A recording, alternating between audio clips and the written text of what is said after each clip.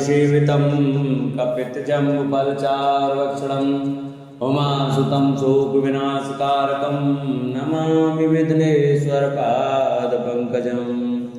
गुरुर्ब्रह्मा गुरुर्विष्णु गुरुर्देवो महेश्वराय गुरुर्साक्षात् परब्रह्म तस्मै श्रीगुरुवे नमः। अखण्डमण्डलाकारं व्याप्तं येन चराचरं तत्पदं दर्शितं येन तस्मै श्रीगुरुवे नमः। बोलो सत्यनारायण भगवान की जय। नमस्कार दोस्तों, स्वागत है आपका मेरे YouTube चैनल आर के भक्ति में। दोस्तों, मैं आज आपको पूर्णिमा के दिन सत्यनारायण भगवान की व्रत कथा सुनाऊंगा। कृपया से ध्यानपूर्वक सुने। जो भक्त हमारे चैनल पर नए आए हैं वो हमारे चैनल को सब्सक्राइब करें, वीडियो को लाइक करें और कमेंट में ओम नमो भगवते वासुदेवाय लिखना न भूलें। बोलो सत्यनारायण भगवान की जय। पहला अध्याय श्री हरिनाम। व्यासी ने कहा, एक समय शौनकादिक सभी मुनिगण नैमिषारण्य में एकत्रित हुए और उन्होंने कलयुग में लोगों के हित के लिए वेदों व पुराणों के ज्ञाता श्री सूत जी से पूछा, हे सूत जी, हे वेद वेदांत के ज्ञाता, इस कलयुग में वह कौन सा व्रत तप है जिसके करने से मनवांछित फल मिलता है? हे महामुने, कृपया करके हमें कलयुग में पापों से छुटकारे तथा धन दान देने वाले कोई उपाय बताइए। हम सब ऋषि मुनि आपके श्रीमुख से वह उपाय सुनना चाहते हैं।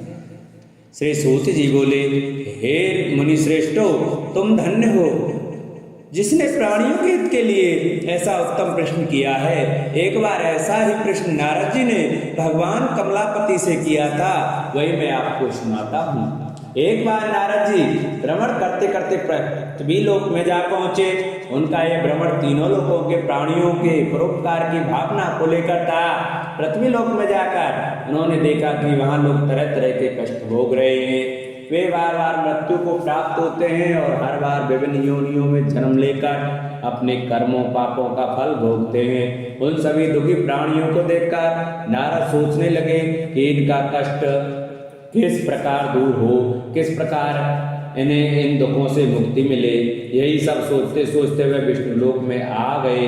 वहाँ चार भुजा भगवान विष्णु शेष सैया पर विराजे हुए थे। वे शंख चक्र गदा व कमल अपने हाथों में धारण किए हुए थे।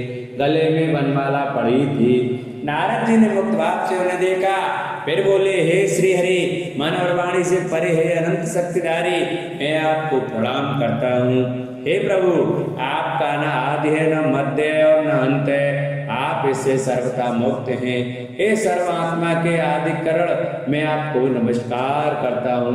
नारद जी की स्तुति सुनकर भगवान विष्णु ने मुस्कुराकर पूछा, हे नारद, तुम्हारे मन में अवश्य कोई ऐसी बात है जिसके कारण तुम यहाँ आए हो। तुम्हारे मन में क्या बात है, मुझे सब कुछ बताओ। भगवान के ऐसे वचन सुनकर नारद जी ने कहा, प्रभु, मृत्यु लोक के सभी प्राणी अपने पाप कर्मों के कारण बार बार विभिन्न योनियों में जन्म लेकर कष्ट भोग रहे हैं। हे भगवान, यदि आप मुझ पर कृपा रखते हैं तो इन प्राणियों के दुख दूर करने का कोई सुगम एवं छोटा उपाय बताएं। भगवान श्री कृष्ण बोले, हे नारद, तुम हमेशा सबका हित चाहते हो, तुम साधु हो प्राणियों के कल्याण के लिए। यह तुमने बड़ा ही उत्तम प्रश्न किया है। मैं तुम्हें बताता हूँ कि किस व्रत को करने से व्यक्ति मोह से छूट जाता है।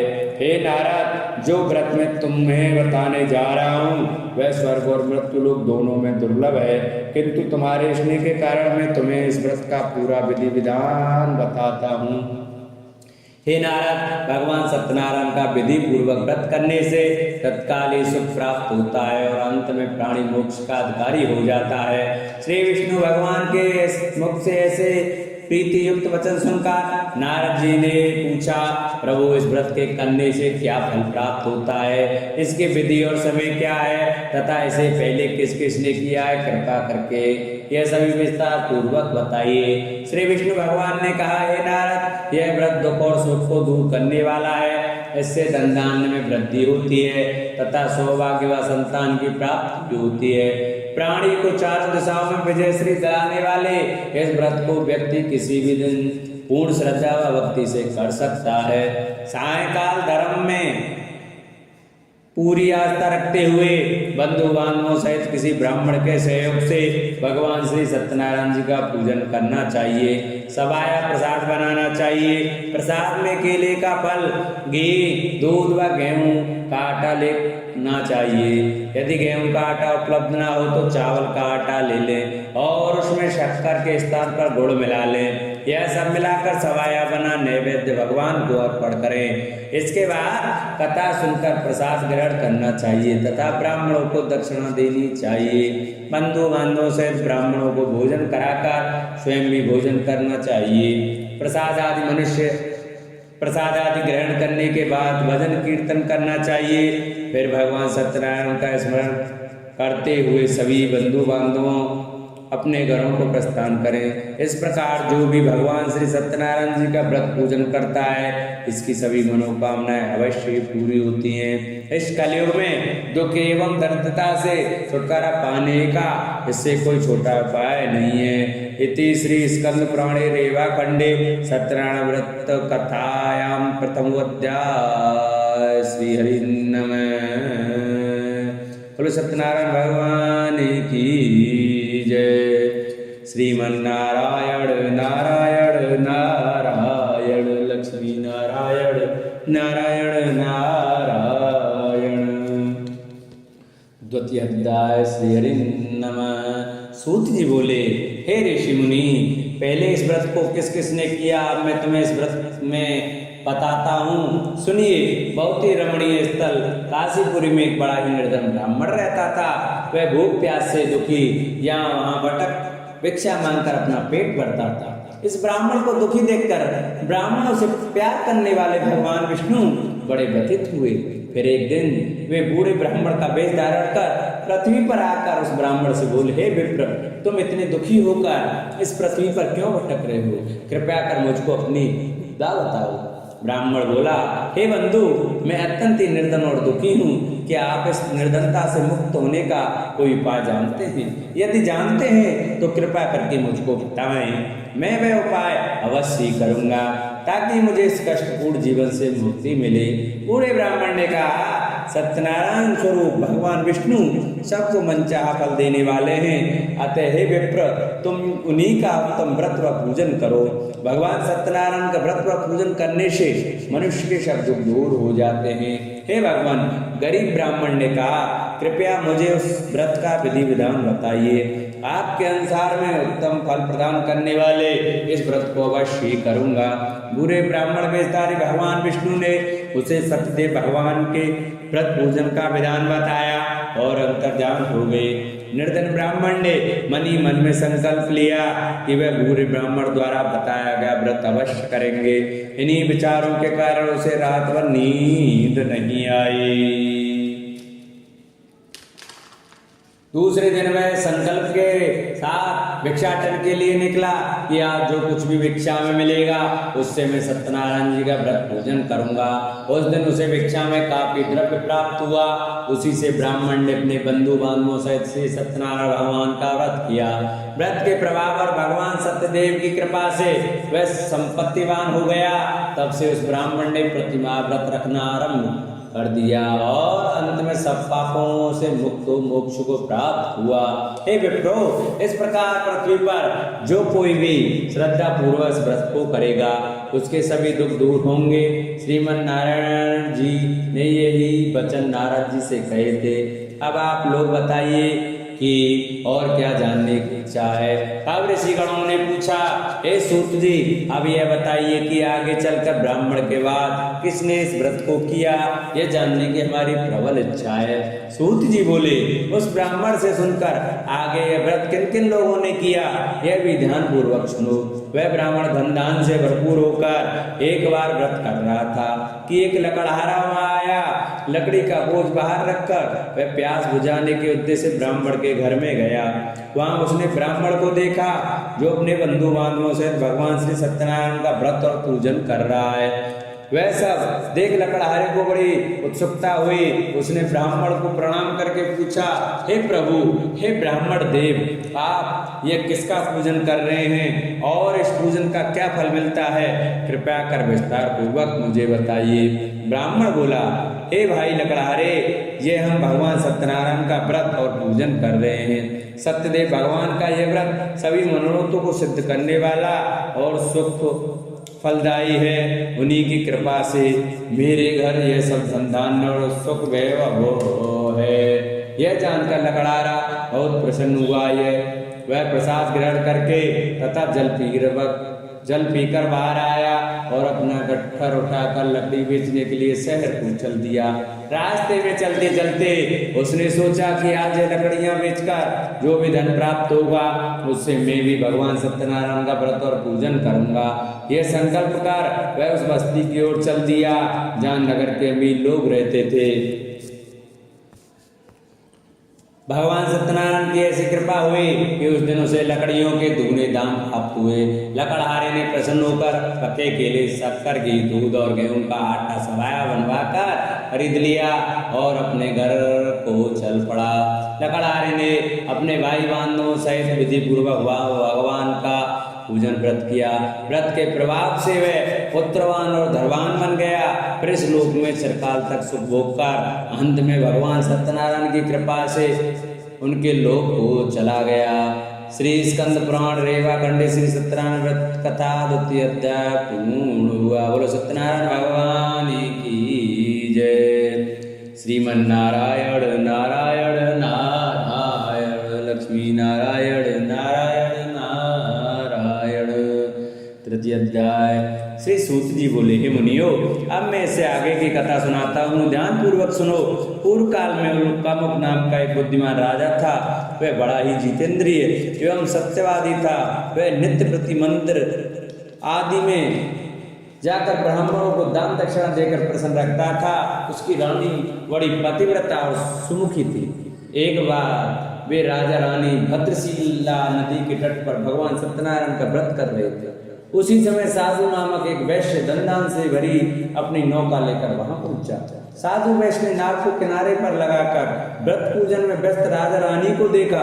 फिर उनके निकट जाकर विनय पूर्वक राजा से बोला, हे राजन, आप इतने भक्तिभाव से किस देवता का पूजन कर रहे हैं? कृपया कर यह सब वृतांत मुझे भी बताइए। राजा उनकी विनय सुनकर बोला, हे वैश्य, हम अपने बंधु बांधवों सहित विष्णु भगवान जैसे तेजस्वी भगवान श्री सत्यनारायण जी का व्रत और पूजन कर रहे हैं। यह सब हम पुत्र आदि की प्राप्ति के लिए कर रहे हैं। राजा की बात सुनकर साधु बोला, महाराज, आप कृपा करके मुझे इस व्रत के संबंध में सारा विधान बताएं ताकि मैं भी यह व्रत करूं। मेरे भी कोई संतान नहीं है। क्या इस व्रत के प्रभाव से मेरी संतान हो जाएगी? अवश्य होगी। वैश्य भगवान सत्यदेव किसी को कभी निराश नहीं करते। यह कहकर राजा ने उसे व्रत से संबंधित पूरा विधि विधान बता दिया। सब कुछ जान लेने के बाद वैश्य खुशी खुशी अपने घर चल दिया। घर पहुंचकर उसने अपनी पत्नी लीलावती को सब कुछ बताया। फिर बोला, यदि हमारे घर संतान हुई तो हम भी सत्यनारायण भगवान का व्रत करेंगे। उसकी पत्नी यह सुनकर बहुत प्रसन्न हुई। इस प्रकार दिन गुजरने लगे और कुछ समय बाद लीलावती गर्भवती हो गई। 10वें माह में उसने एक कन्या को जन्म दिया। यह कन्या चंद्रकला की भांति दिनों दिन बढ़ने लगी। इस कन्या का नाम कलावती रखा गया। एक दिन लीलावती ने अपने पति से कहा, स्वामी, आपने कहा था कि जब हमारे संतान उत्पन्न हो जाएगी तब आप भगवान सत्यनारायण का व्रत व पूजन करेंगे। अब आप अपने संकल्प के अनुसार यह कार्य क्यों नहीं करते? साधु बोला, प्रिय, हम कन्या के विवाह के समय यह व्रत कर लेंगे। इसके बाद वैश्य उन्हें अपने काम से दूसरे नगर को चला गया। इधर कन्या भगवान सत्यनारायण की कृपा से तेजी से बढ़ रही थी। एक दिन वैश्य ने अपनी पुत्री को सहेलियों के साथ विचरण करते देखा तो उसे स्तुति आई कि कन्या सयानी हो गई है और अब इसका विवाह कर देना चाहिए। अतः पत्नी से विचार विमर्श करके उसने शीघ्र ही कन्या के योग्य वर तलाशने के लिए अपने दूतों को भेज दिया। वैश्य की आज्ञा पाकर दूत सर्वप्रथम सुसंपन्न कांचन नगर को चल दिए। कुछ दिनों के बाद वे वहां से एक बड़े ही गुणवान और सुंदर वैश्य पुत्र को अपने साथ ले आए। साधु वैश्य ने अपने बंधु बांधवों सहित उसे देखा और वार्तालाप करके संतुष्ट हो गया। फिर कुछ दिन के बाद उसने विधि पूर्वक अपनी कन्या का विवाह उसके साथ कर दिया। लेकिन दुर्भाग्यवश उस समय भी वह भगवान श्री सत्यनारायण जी का व्रत और पूजन करना भूल गया। परिणाम स्वरूप श्री सत्यनारायण भगवान रुष्ट हो गए। इस प्रकार कुछ समय बीत गया। अब वैश्य ने सोचा कि व्यापार के लिए चलना चाहिए। अपने कार्य के प्रति वह सदा ही सचेत रहता था, अतः अपने जमाता को लेकर वह व्यापार के लिए चल दिया। इस बार वह समुद्र के समीप रत्नसार नामक सुंदर और संपन्न नगर गया। वहां जाकर वह अपने जमाता के साथ व्यापार में व्यस्त हो गया। इस सुंदर और संपन्न नगर में राजा चंद्रकेतु का राज्य था। उस समय अपनी प्रतिज्ञा से भ्रष्ट हुए वैश्य को भगवान सत्यनारायण ने शाप दे दिया, हे वैश्य, तू घोर कष्ट को प्राप्त होगा। एक दिन राजा की संपत्ति चुराकर एक चोर वहां गया जहां वैश्य साधु और उसका जमाता ठहरे हुए थे। उसके पीछे राजा के सिपाही लगे थे, अतः डर के मारे उसने राजा का चुराया हुआ धन वहीं छोड़ दिया और आलोक हो गया। उसके पीछे पीछे आए सिपाहियों ने राजा का धन वहां पड़ा देखा तो चोरी के अपराध में दोनों वैश्यों को बंदी बना लिया गया। हर्षित होकर सिपाहियों ने जाकर राजा को बताया, महाराज, राजमहल में चोरी करने वाले 2 चोरों को हम पकड़ कर लाए, आप देखकर आज्ञा दें। राजा ने बिना कुछ देखे वाले विचार किए, आज्ञा दे कि इन दोनों को बंदी गृह में डाल दिया जाए। भगवान श्री सत्यनारायण जी की माया से किसी ने भी उनकी बात नहीं सुनी। राजा चंद्रकेतु की आज्ञा से उनका सारा धन भी छीन लिया गया। उधर भगवान के शाप के कारण वैश्य की पत्नी भी बहुत दुखी हो गई। उसके घर की सारी संपत्ति चोर चुरा ले गए। वह शरीर से रुग्ण होकर चिंतित अवस्था में अन्न के लिए घर भटकने लगी। पहनने ओढ़ने की क्या कहें, घर में खाने को अन्न का दाना तक नहीं रहा। ऐसा ही हाल उसकी पुत्री कलावती का भी था। एक दिन भूखी प्यासी कलावती एक ब्राह्मण के यहाँ गई, जहाँ उसने भगवान सत्यनारायण जी का व्रत व पूजन होते देखा। उसने वहां बैठकर बड़ी श्रद्धा से कथा सुनी और प्रसाद लेकर रात को अपने घर लौटी। घर आने पर उसकी माँ ने पूछा, बेटी, इतनी रात गए तक तू कहाँ थी, तथा तेरे मन में क्या है? कलावती ने माँ को बताया, मैंने एक ब्राह्मण के घर पर सभी मनोकामनाओं को पूर्ण करने वाले भगवान सत्यनारायण का व्रत होते देखा है। मैं भी वहीं थी और श्रद्धा पूर्वक कथा श्रवण कर रही थी। कन्या की बात सुनकर वैश्य की पत्नी को तत्काल स्मरण आया कि उसके पति ने व्रत करने का संकल्प लिया था, किंतु आज तक व्रत नहीं किया। उसने सोचा कि संभव है इसलिए हम पर यह कष्ट आ गया हो। यह सोचकर उसने तत्काल निर्णय लिया कि अपनी पुत्री के साथ वह भी इस व्रत को करेगी। दूसरे ही दिन लीलावती ने अपने बंधु बांधवों के साथ व्रत किया और भगवान सत्यदेव से प्रार्थना की कि उसके पति व जमाता शीघ्र लौट आए और प्रभु सत्यनारायण उसके अपराध को क्षमा करें। लीलावती द्वारा किए गए व्रत और उसकी प्रार्थना को सुनकर भगवान सत्यदेव प्रसन्न हो गए। उसी रात उन्होंने स्वप्न में राजा चंद्रकेतु को दर्शन देकर आज्ञा दी कि हे राजा, सवेरा होते हुए उन दोनों वैश्यों को मुक्त कर दें तथा उनका छीना हुआ धन भी लौटा दें। यदि ऐसा नहीं करेगा तो मैं धन और पुत्रों से तेरा राज्य का नाश कर दूंगा। इतना कहकर भगवान अंतर्ध्यान हो गए। सुबह राजा की आंख खुली तो उसने सभी सभासदों को अपने स्वप्न के विषय में बताया। फिर आदेश दिया कि चोरी के अपराध में बंदी उन वैश्यों को तत्काल छोड़ दिया जाए और हमारे समक्ष लाया जाए। सिपाही आदर से उन दोनों को राजा के समक्ष ले आए। दोनों ने नम्रता से राजा को नमस्कार किया। वे डर रहे थे कि राजा न जाने अब क्या आज्ञा दे दें, लेकिन उन्हें देखकर बड़े ही आदर भाव से राजा ने कहा, भगवान ने आपको कष्ट दिया है, किंतु अब डरने की कोई बात नहीं। यह कहकर राजा ने बेड़ियां कटवाकर उनकी हजामत वगैरह बनवाई और गहने वस्त्रों से उन्हें अलंकृत कर उनकी प्रशंसा की। उनका जो धन छीना था उससे दुगना धन देकर उन्हें विदा किया। दोनों ने राजा को प्रणाम किया तथा धन लेकर खुशी खुशी अपने घर को चल दिए। इतनी श्री स्कंद पुराणे श्री रेवा खंडे श्री सत्यनारायण व्रत का 3य अध्याय पूर्ण हुआ। बोलो सत्यनारायण भगवान की जय। श्रीमन्नारायण नारायण नारायण लक्ष्मी नारायण नारायण नारायण। 4th अध्याय। श्री सूत जी बोले, इस प्रकार साधु नमक वैश्य मंगल स्मरण करके और ब्राह्मणों को दक्षिणा आदि देकर अपने घर चल दिया। अभी वह कुछ ही दूर चला था कि भगवान सत्यनारायण ने साधु वैश्य की मनोवृत्ति जानने के उद्देश्य से डंडी का वेश धारण कर उससे पूछा कि हे वैश्य, तेरी नाम में क्या है? धन के मद में चूर वैश्य ने कहा, हे दंडी स्वामी, क्या तुम्हें मुद्रा चाहिए? मेरी नाम में तो बेलपत्र भरे हैं। वैश्य के ऐसे निष्ठुर वचन सुनकर दंडी वेशधारी भगवान सत्यनारायण का, हे वैश्य, तुम्हारा कहना सत्य हो। इतना कह दंडी वैश्य के पास से हटकर कुछ दूर समुद्र के किनारे जाकर बैठ गए। दंडी के जाने के बाद साधु ने महसूस किया कि नाव काफी हल्की हो गई है और कुछ फूली हुई लग रही है। वह बहुत चकित हुआ और कपड़ा हटाकर देखा, धन के स्थान पर बेलपत्र देखकर उसे मूर्छा आ गई। उसके जमाता ने उसे संभाला और जल आदि छिड़क कर होश में लाया। होश में आने पर वह अपने धन के लिए विलाप करने लगा। तब उनके दामाद ने कहा, इस प्रकार शोक क्या करते हैं? यह सब दंडी स्वामी का शाप है। वह दंडी सर्व समर्थ हैं, इसमें संशय नहीं है। उनकी शरण में चलिए, वहां जाने पर ही मनोवांछित फल मिलेगा।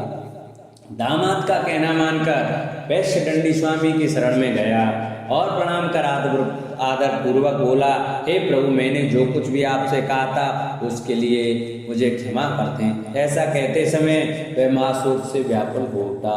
वैश्य को रोते देखकर दंडी स्वामी ने कहा, रो मत, सुनो साधु, तुम मेरी पूजा से विमुख हुए हो।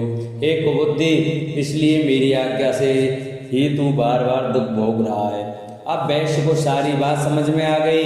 वह विनती करते हुए बोला, हे प्रभु, आपकी माया को तो ब्रह्मादि नहीं समझ सके, फिर मैं भला आपकी लीला कैसे समझ सकता हूँ? ब्रह्मादि भी आपकी अद्भुत रूप से स्वगुणों को नहीं जानते। हे प्रभु, मुझ पर प्रसन्न हो। मैं माया से भ्रमित मूढ़ बुद्धि आपको कैसे पहचान सकता हूँ? मैं अपनी सामर्थ्य अनुसार आपकी पूजा करूंगा, कृपया प्रसन्न हो।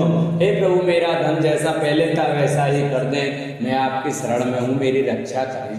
वैश्य के ऐसे भक्ति युक्त वचनों को सुनकर भगवान सत्यनारायण प्रसन्न हुए और वैश्य को मन चाहा वर देकर अंतर्ध्यान हो गए। तब वैश्य अपनी नाव पर आया तो उसने उसे धन से भरी पाया। वह बोला, भगवान सत्यदेव की कृपा से मेरी मनोकामना पूर्ण हुई है। फिर उसने अपने जमात और साथियों से भगवान सत्यनारायण की पूजा की। भगवान सत्यदेव की कृपा पाकर साधु बहुत प्रसन्न हुआ। फिर नाथ द्वारा अपने देश को चल दिया। अपने नगर के तट पर पहुंचकर उसने एक दूत को अपने घर भेजा। दूत ने साधु वैश्य के घर जाकर बताया कि आपके पति व जमाता सकुशल लौट आए हैं। यह जानकर वैश्य की पत्नी लीलावती अति प्रसन्न हुई। उस समय वे अपनी पुत्री के साथ भगवान सत्यनारायण की कथा व पूजन कर रहे थे। कथा समाप्त कर उसने प्रसाद ग्रहण किया और अपनी पुत्री से बोली, बेटी, मैं जाकर तेरे पिता को देखती हूँ, तू प्रसाद आदि ग्रहण करके आ जाना। कहकर वह चली गई। कन्या ने काम समाप्त किया और बिना प्रसाद व चरणामृत ग्रहण किए वह भी अपने पति से मिलने को चल दी। प्रसाद ग्रहण न करके वह पति के पास पहुंचे। इस प्रकार प्रसाद का अपमान करते देख भगवान सत्यदेव रुष्ट हो गए। उन्होंने उसके पति तथा धन से भरी नाव को जल में डुबो दिया। यह देखकर कन्या को बड़ा दुख हुआ और वह चक्कर खाकर भूमि पर गिर पड़ी। नाव को डूबते तथा कन्या को मूर्छित देखकर साधु को बड़ा आश्चर्य हुआ। मलावी अचरज करने लगे। लीलावती बेटी ये ऐसी हालत देखकर बड़ी व्याकुल हुई और अपने पति से बोली, हे स्वामी, नाथ सहित जमाता कहाँ और कैसे गायब हो गए? मुझे तो लगता है कि यह अवश्य किसी देवता का कोप है। आखिर भगवान सत्यनारायण की लीला को कौन समझ सका है? यह कहकर वह पुत्री के साथ विलाप करने लगी।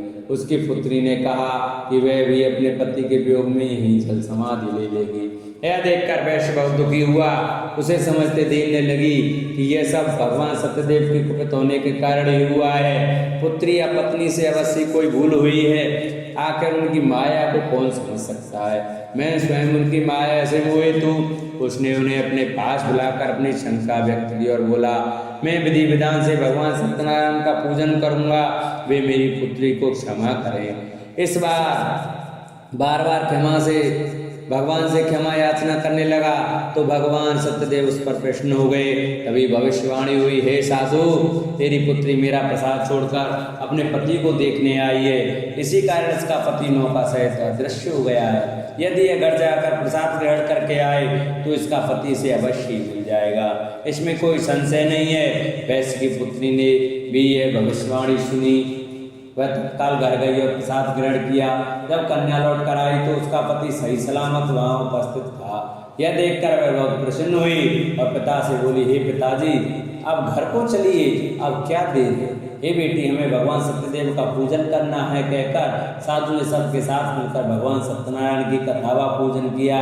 फिर अपने बांधवों का जमाता सहित घर आ गया। उस दिन के बाद वे प्रत्येक पूर्णिमा संक्रांति को भगवान सत्यनारायण का पूजन करते हुए अनेक सुख भोगता हुआ अंत में भगवान सत्यनारायण के वैकुंठ लोक को चला गया, जो देवताओं के लिए भी दुर्लभ है तथा जहाँ सत्य रज तम तीनों गुण अप्रभावी रहते हैं। श्री स्कंद पुराण के रेवा खंडे की सत्यनारायण भगवान का चतुर्थ अध्याय पूर्ण हुआ। बोलो सत्यनारायण भगवान की जय। श्रीमन्नारायण नारायण नारायण, लक्ष्मी नारायण नारायण नारायण। 5वां अध्याय। श्री सूत जी ने कहा, हे मुनिगणों सुनो, अब मैं तुम्हें इससे आगे की कथा सुनाता हूँ। तुंगज नामक एक राजा था जो अपनी प्रजा का संतान की भांति पालन करता था, किंतु भगवान सत्यनारायण का प्रसाद न लेने से उसे भी बहुत दुख उठाने पड़े। एक दिन राजा शिकार खेलने के लिए वन में गया, जहाँ उसने बहुत से जीवों का शिकार किया। वहीं एक बड़ वृक्ष के नीचे उसने कुछ ग्वालों को भगवान सत्यनारायण का पूजन करते देखा, किंतु गर्व के कारण न तो वह पूजन स्थल तक गया और न ही भगवान को प्रणाम किया। फिर भी गोप ग्वाले प्रसाद लेकर राजा के पास गए। प्रसाद को राजा के समीप रखकर वे पूजन स्थल को लौट गए। राजा ने प्रसाद की ओर देखा भी नहीं, जिसके कारण उसे बड़ा ही दुख भोगना पड़ा। उसके 100 पुत्र, धन धान्य व राज सभी कुछ नष्ट हो गए। अतः राजा वहीं पहुंचा जहाँ भगवान सत्यदेव का पूजन हो रहा था। वहां जाकर राजा ने ग्वाल बालों के संग भगवान सत्यनारायण का पूजन किया और क्षमा याचना की। इससे भगवान सत्यनारायण प्रसन्न हुए। उनकी कृपा से उसे पुत्र आदि सब कुछ पुनः प्राप्त हो गया। फिर इस जीवन में सुख भोग कर अंत में वह सत्यनारायण भगवान के लोक को चला गया। इस परम दुर्लभ सत्यनारायण व्रत को जो भी धारण करता है और इसकी फलदायी कथा को भक्ति पूर्वक सुनता है, उसे श्री सत्यनारायण की कृपा से भरपूर धन धान्य आदि प्राप्त होते हैं, दर्द धन पाते हैं, बंदी बंधनों से मुक्त हो जाते हैं, भयग्रस्त को भय मिट जाता है। यह निसंदेह सत्य है। इस कथा व व्रत के प्रभाव से व्यक्ति जीवन भर सुख भोग कर अंत में सतलोक को पाता है। हे विप्रो, यह मैंने सत्यनारायण व्रत की कथा कही। इसके प्रभाव से व्यक्ति सब बंधनों से मुक्त हो जाता है। यह व्रत पूजन कलयुग में विशेष फलदायी है। भगवान सत्यनारायण अलग अलग समय में अलग अलग रूप धारण करके अपने भक्तों को सुख पहुंचाते हैं। कोई उन्हें काल कहता है, कोई ईश्वर कहता है, कोई सत्यदेव तो कोई सत्यनारायण।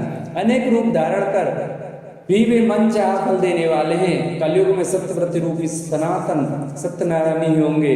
सभी को मन चाहा फल देने के लिए भगवान विष्णु ने सत्यनारायण का रूप धर लिया है। हे मुनिगण, जो इस कथा का नित्य पाठ करेंगे अथवा सुनेंगे, श्री सत्यनारायण की कृपा से उनके समस्त पाप नष्ट हो जाएंगे।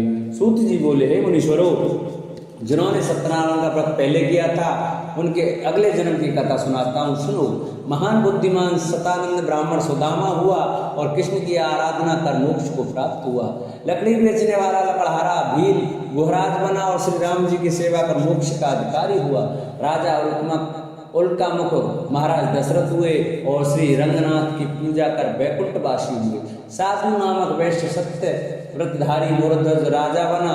वह आधा शरीर आरे से छीन कर दान देने के कारण मोक्ष को प्राप्त हुआ। राजा तुंगध्वज स्वयं मनु हुए। वे सभी को वैष्णव पथ पर लगा भागवत बना वैकुंठ हो गए। श्री स्कंद पुराण रेवा खंडे श्री सत्यनारायण भगवान का 5वां अध्याय पूर्वा। बोलो सत्यनारायण भगवान की जय। बोलो श्रीमन्नारायण नारायण नारायण, लक्ष्मी नारायण नारायण नारायण। बोलो सत्यनारायण भगवान की जय।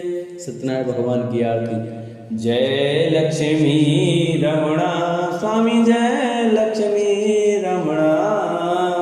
सत्यनारायण स्वामी, सत्यनारायण स्वामी, जनपातक हरणा। ओम जय लक्ष्मी रमणा। रत्न जड़ित सिंहासन अद्भुत छविराजे, स्वामी अद्भुत छविराजे। नारद करत निराजन, नारद करत निराजन, घंटा ध्वनि बाजे। ओम जय लक्ष्मी रमणा। प्रकट भये कल कारण, तुझको दर्श दियो स्वामी तुझको दर्श दियो। बूढ़ो ब्राह्मण बनकर, बूढ़ो ब्राह्मण बनकर कंचन महल कियो। ओम जय लक्ष्मी रमणा। दुर्लभ मील कठारो, जिन पर कृपा करी स्वामी जिन पर कृपा करी।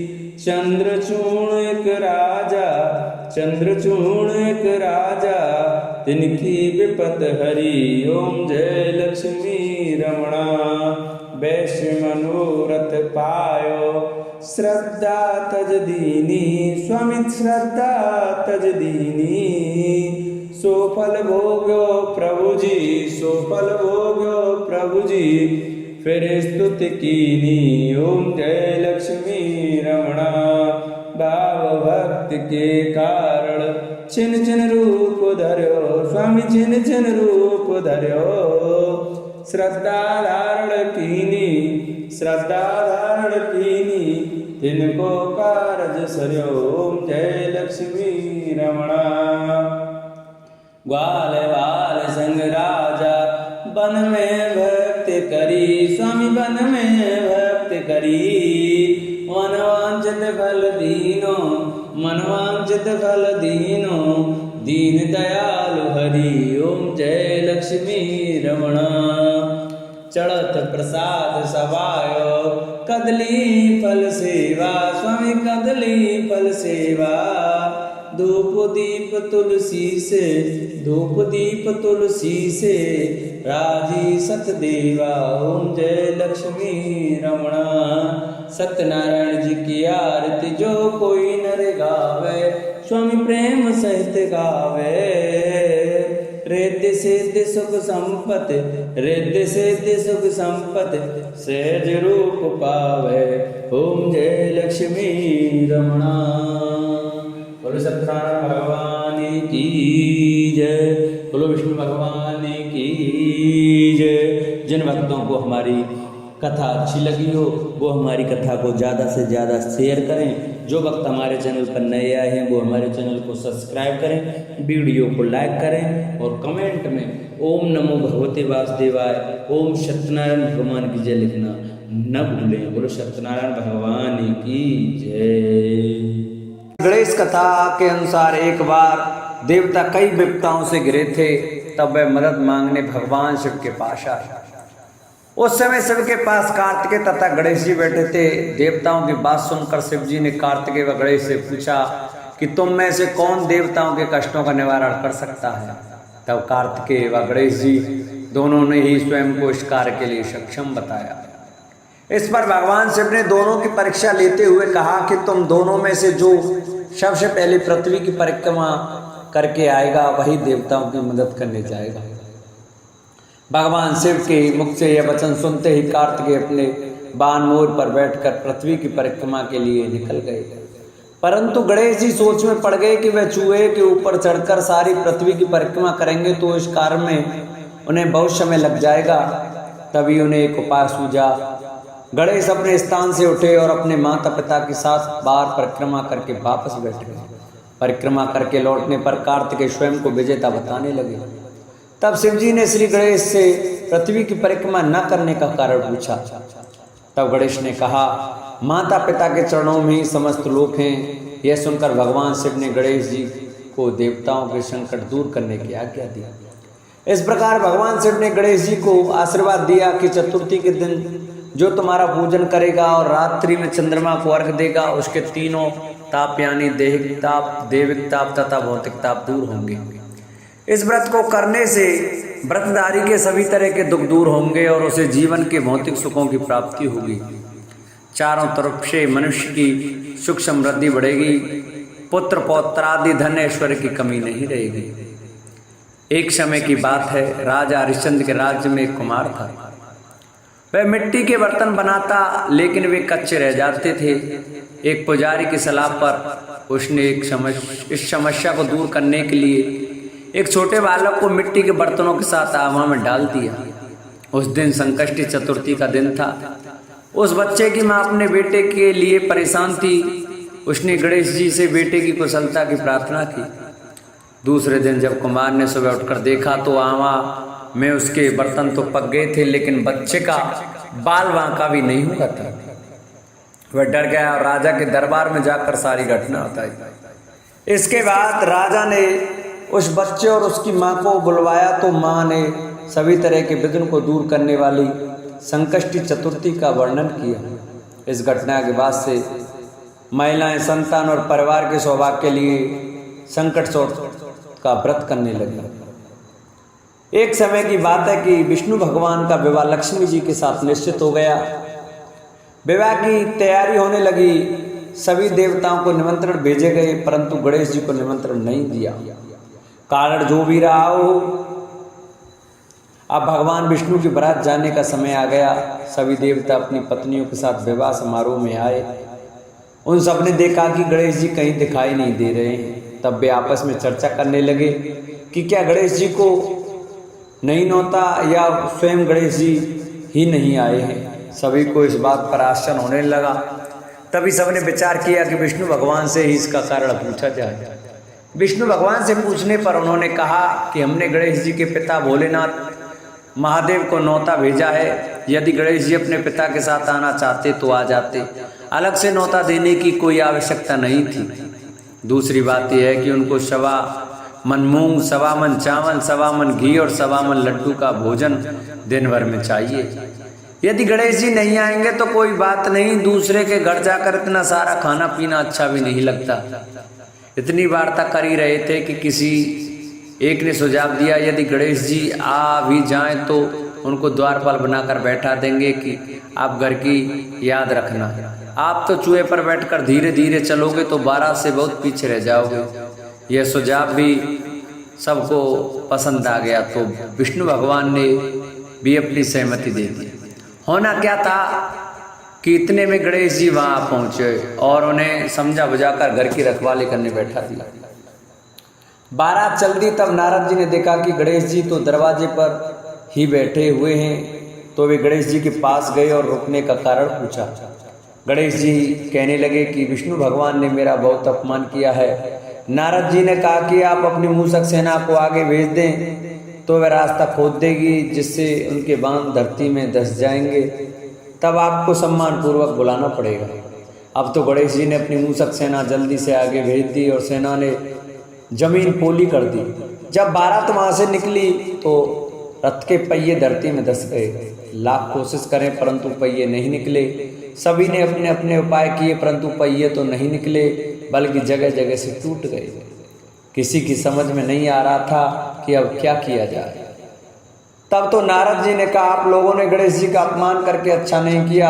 यदि उन्हें मना कर लाया जाए तो आपका कार्य सिद्ध हो सकता है और यह संकट टल सकता है। शंकर भगवान ने अपने दूत नंदी को भेजा और वे गणेश जी को लेकर आए। गणेश जी का आदर सम्मान के साथ पूजन किया। तब कहीं रथ के पहिए निकले। अब रथ के पहिए निकल तो गए परंतु वे टूट फूट गए, तो उन्हें सुधारे कौन। पास के खेत में खाती काम कर रहा था, उसे बुलाया गया। खाती अपना कार्य करने के पहले श्री गणेशाय नमः कहकर गणेश जी की वंदना मनी मन करने लगा। देखते ही देखते खाती ने सभी पहियों को ठीक कर दिया। तब खाती कहने लगा कि हे देवताओं, आपने सर्वप्रथम गणेश जी को नहीं मनाया होगा और ना ही उनकी पूजा की होगी, इसलिए तो आपके साथ ये संकट आया है। हम तो मूर्ख अज्ञानी हैं, फिर भी पहले गणेश को पूजते हैं, उनका ध्यान करते हैं। आप लोग तो देवतागण हैं, फिर भी आप गणेश जी को कैसे भूल गए। अब आप लोग भगवान श्री गणेश जी की जय बोलकर जाएं तो आपके सब काम बन जाएंगे और कोई संकट भी नहीं आएगा। ऐसा कहते हुए बारात वहां से चल दी और विष्णु भगवान का लक्ष्मी जी के साथ विवाह संपन्न करा के सभी सकुशल घर लौट आए। हे गणेश जी महाराज, आपने विष्णु को जो कार्य सवार्यो ऐसा कार्य सबको सिद्ध कर दो। बोलो गजानन भगवान की जय। कथा के अनुसार एक बार भगवान शिव तथा माता पार्वती नदी के किनारे बैठे थे। वह माता पार्वती ने भगवान शिव से समय व्यतीत करने के लिए चौपड़ खेलने को कहा। शिव चौपड़ खेलने के लिए तैयार हो गए, परंतु इस खेल में हार जीत का फैसला कौन करेगा, यह प्रश्न उनकी समझ मैं उठा तो वह भगवान शिव ने कुछ दिन के एकत्रित कर उसका एक पुतला बनाकर उसकी प्राण प्रतिष्ठा कर दी और पुतले से कहा, बेटा हम चौपड़ खेलना चाहते हैं, परंतु हमारी हार जीत का फैसला करने वाला कोई नहीं है, इसलिए तुम बताना कि हम दोनों में से कौन हारा और कौन जीता। उसके बाद भगवान शिव और माता पार्वती का चौपड़ खेल शुरू हो गया। यह खेल 3 बार खेला गया और संयोग से तीनों बार माता पार्वती ही जीत गई। खेल समाप्त होने के बाद बालक से हार जीत का फैसला करने के लिए कहा गया तो उस बालक ने महादेव जी को विजयी बताया। यह सुनकर माता पार्वती क्रोधित हो गई और क्रोध में उन्होंने बालक को लंगड़ा होने, कीचड़ में पड़े रहने का शाप दे दिया। बालक ने माता पार्वती से माफी मांगी और कहा कि यह मुझसे अज्ञानतावश ऐसा हुआ है, मैंने किसी द्वेष भाव से ऐसा नहीं किया। बालक द्वारा क्षमा मांगने पर माता ने कहा, यहाँ गणेश पूजन के लिए नाग कन्या आएंगी, उनके कहे अनुसार तुम गणेश व्रत करो, ऐसा करने से तुम मुझे प्राप्त करोगे। यह कहकर माता पार्वती शिव के साथ कैलाश पर्वत पर चली गई। 1 वर्ष के बाद उस स्थान पर नाग कन्याएं आईं। तब नाग कन्याओं से श्री गणेश के व्रत की विधि मालूम करने पर उस बालक ने 21 दिन लगातार गणेश जी का व्रत किया। उसकी श्रद्धा से गणेश जी प्रसन्न हुए। उन्होंने बालक को मनवांछित फल मांगने के लिए कहा। उस बालक ने कहा, हे विनायक, मुझ में इतनी शक्ति दीजिए कि मैं अपने पैरों से चलकर अपने माता पिता के साथ कैलाश पर्वत पर पहुंच सकूं और वे यह देख प्रसन्न हो। तब बालक को वरदान देकर श्री गणेश अंतर्ध्यान हो गए। इसके बाद वह बालक कैलाश पर्वत पर पहुंच गया और कैलाश पर्वत पर पहुंचने की अपनी कथा उसने भगवान शिव को सुनाई। चौपड़ वाले दिन से माता पार्वती शिव से विमुख हो गई थी, अतः देवी के रुष्ट होने पर भगवान शिव ने बालक के बताए अनुसार 21 दिनों तक श्री गणेश का व्रत किया। इस व्रत के प्रभाव से माता पार्वती के मन में भगवान शिव के लिए जो नाराजगी थी वह समाप्त हो गई। तब यह व्रत विधि भगवान शंकर ने माता पार्वती को बताई। यह सुनकर माता पार्वती के मन में भी अपने पुत्र कार्तिकेय से मिलने की इच्छा जागृत हुई। तब माता पार्वती ने भी 21 दिन तक श्री गणेश का व्रत किया तथा दूर्वा फूलों लड्डुओं से गणेश जी का पूजन अर्चन किया। व्रत के 21वें दिन कार्तिकेय स्वयं माता पार्वती से आ मिले। उस दिन से श्री गणेश चतुर्थी का यह व्रत समस्त मनोकामनाओं की पूर्ति करने वाला व्रत माना जाता है। इस व्रत को करने से मनुष्य के सारे कष्ट दूर होकर मनुष्य को समस्त सुख सुविधाएं प्राप्त होती हैं। बोलो गणेश भगवान की जय। जिन भक्तों को हमारी यह वीडियो अच्छी लगी हो, हमारी कथा अच्छी लगी हो, तो हमारी वीडियो को ज़्यादा से ज़्यादा शेयर करें, जिससे कि और भी भक्त हमारी कथा को सुन सकें और भगवान शंकर, माता पार्वती और गणेश जी के प्रति उनका प्रेम ज़्यादा से ज़्यादा बढ़े। तो जो भक्त हमारे चैनल पर नए आए हैं वो हमारे चैनल को सब्सक्राइब कर लें, वीडियो को लाइक करें और कमेंट में श्री गजाननाय लिखना न भूलें। बोलो गणेश भगवान की जय।